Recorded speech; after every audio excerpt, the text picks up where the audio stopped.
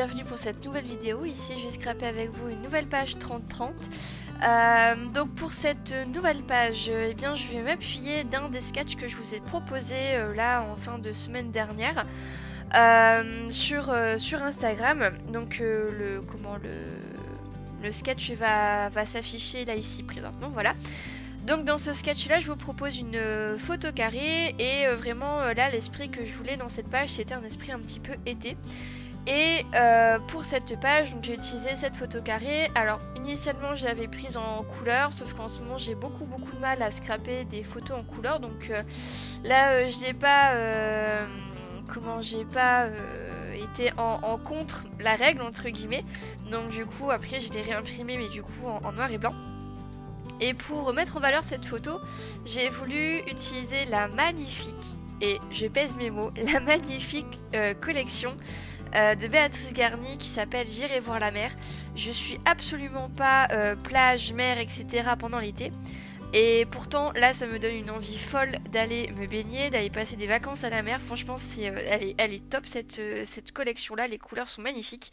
Et donc, forcément, j'ai totalement craqué pour cette collection.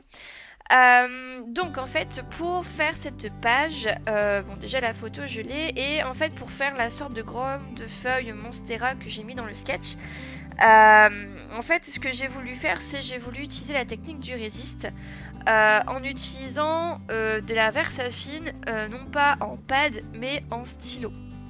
Donc en fait je vais vous montrer un peu comment j'ai fait mon travail de fond puisqu'il est un peu particulier entre guillemets. Donc en fait ce que j'ai fait c'est que sur une feuille de papier calque alors je n'ai pas décalqué mais j'ai essayé de reproduire l'un des tampons d'une des planches de Béatrice Garny. Donc c'est le tampon, alors je sais pas si c'est un coquillage ou si c'est non, je pense pas que ce soit une algue, je pense que ça doit être des coraux. Et en fait j'ai voulu voilà, essayer de reproduire ce corail en plus grand pour pouvoir faire mon travail de fond et en fait remplacer la Monstera que je proposais dans le sketch. Donc je suis pas si mauvaise que ça en dessin, donc en plus le dessin en lui-même il est assez basique. Donc j'ai réussi à le faire, donc j'ai fait une première fois on va dire au brouillon pour m'exercer en fait au motif. Et ensuite donc je l'ai refait sur mon papier calque en taille un peu plus importante. Et ensuite j'ai retourné mon papier calque pour repasser un peu plus, de manière un peu plus forcée on va dire sur les traits déjà existants de mon motif. Et du coup sur ma feuille, du coup sur ma page 30-30, on voit apparaître le motif, alors c'est très léger, et avec mon crayon Versamark. Donc c'est un crayon spécial à la Versamark en fait. Donc il y a deux possibilités. Il y a une possibilité avec un grand embout et un avec un petit embout. Donc moi j'ai utilisé le petit embout pour que le motif soit assez fin. Et je suis venue repasser en fait mon motif avec le crayon de Versamark. Et ensuite j'ai mis de la poudre embossée pour venir embosser mon motif. Donc voilà comment j'ai fait pour faire ce motif là en fait dans le fond. Et en fait une fois que tout ça a été bien séché, que toute la poudre embossée a bien chauffé, j'ai utilisé les Magical donc du set Industrial Chic, et j'ai utilisé la Magical Shabby Turbine Teal qui est un peu un bleu vert avec des nuances d'orange, de bleu foncé et de bleu turquoise. En fait c'est très joli, ça me faisait vraiment penser à la mer, à quelque chose d'assez pétant en fait et très rafraîchissant. Donc du coup j'en ai mis un petit peu partout sur mon motif et du coup alors c'est vrai qu'on le voit à peine mais moi je sais qu'il est là. donc du coup j'étais contente, le résultat m'allait plus ou moins bien. Le seul truc avec le stylo Versamark c'est que forcément c'est pas aléatoire mais c'est beaucoup moins précis que si on prenait un tampon et qu'on tamponnait le motif avec le pad de Versamark en fait. Donc voilà, il y a juste cette limite là avec ce crayon d'encre collante, mais sinon pour faire un grand motif c'est pas mal. Ensuite, concernant les tampons, donc j'ai utilisé forcément le fameux tampon que j'ai essayé de reproduire avec mon papier cac. Donc ça c'est l'une des 2 planches de tampons de Béatrice Garny. Je vous mettrai comme d'habitude en lien dans la description je vous mettrai les noms du matériel que j'ai utilisé, comme ça si vous voulez essayer les produits, il n'y a aucun souci.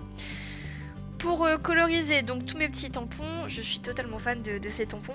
J'ai utilisé la palette The Classics de chez Prima. Donc j'ai utilisé au niveau des couleurs un jaune, non pas un jaune, un jaune orangé, un bleu turquoise ainsi qu'un bleu très foncé. Donc pour faire le jaune orangé, j'ai fait un mélange de la couleur Yellow 05 et de la couleur Orange 04.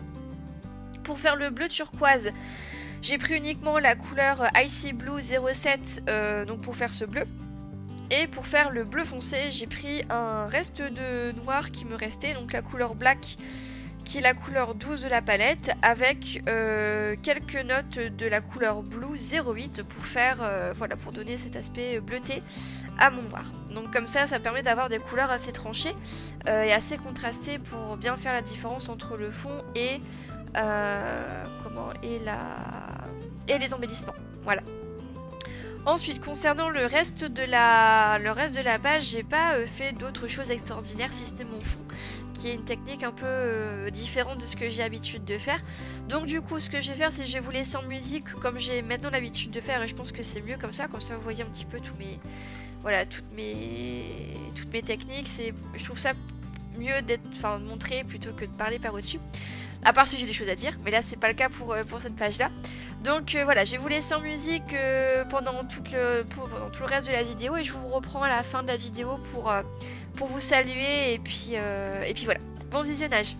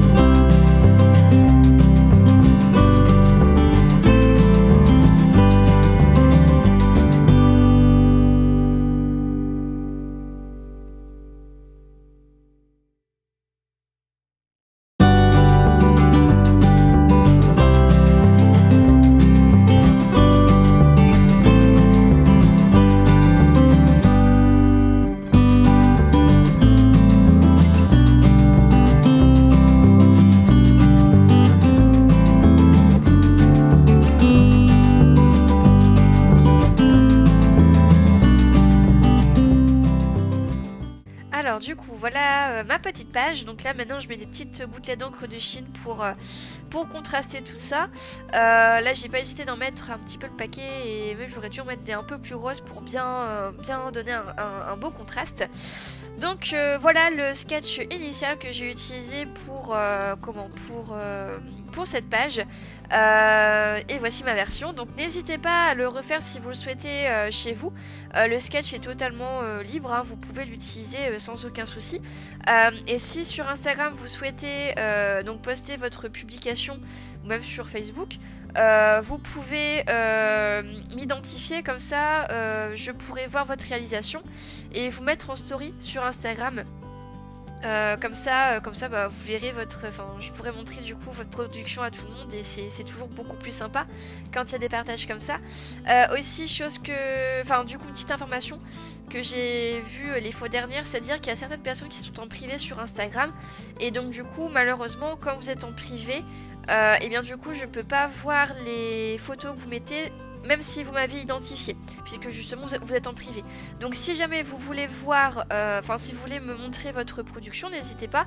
Vous pouvez m'envoyer un petit message en message privé sur Instagram, et comme ça, bah du coup, ou même sur Facebook, hein, si vous voulez faire sur Facebook, et comme ça je pourrais, avec votre accord bien sûr, mettre votre page en story. Comme ça, pareil, tout le monde pourra voir un petit peu ce que vous avez fait et c'est toujours plus sympa. Voilà. Donc voilà, je vous laisse du coup avec les photos de la fin. J'espère que ça vous a donné une petite étincelle d'inspiration. Puis je vous dis à très bientôt pour une nouvelle vidéo. Au revoir!